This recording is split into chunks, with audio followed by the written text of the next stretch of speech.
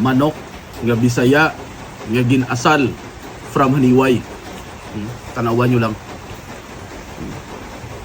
Grabe. Yan.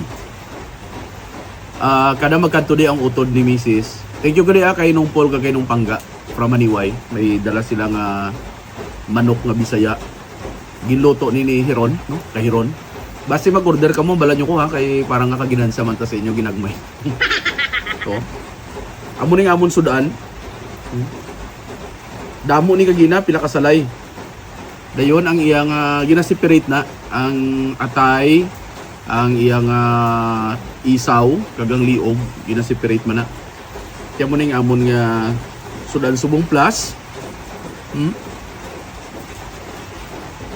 Adobo nga baboy kag native nga manok ginsimpon, then dibutangan sa istiwitis ga sabaw-sabaw gisaw.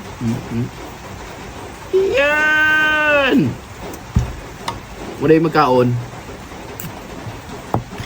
dapat magkaon ka mo, amo gina magkaon ka kinamot titidiri man lang sa balay kami malang, then tangan mo di sang sang gamay nga sabaw niya. Yan, naubos ng sabaw eh.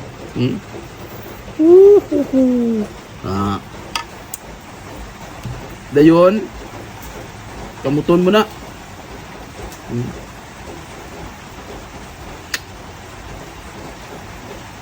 Una nga timo para gini sa akon. Manok.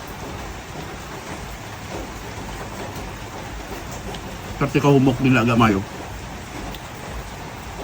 Dayon.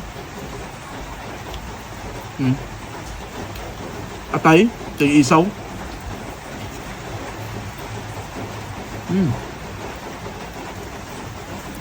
Sol ba mo pa nyapon?